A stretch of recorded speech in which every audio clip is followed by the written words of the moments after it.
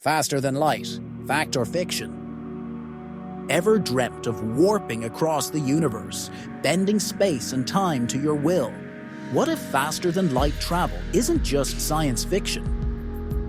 Einstein's theory of relativity sets the speed of light as the ultimate cosmic speed limit.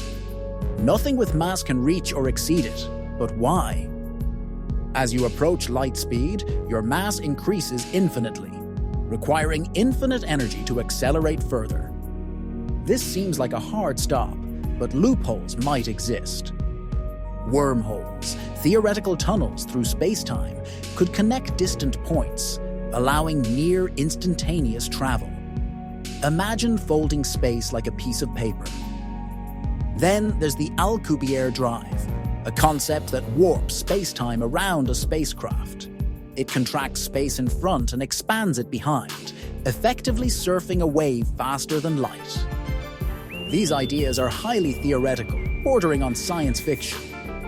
They require exotic matter with negative mass-energy density, something we haven't discovered yet. But science thrives on pushing boundaries.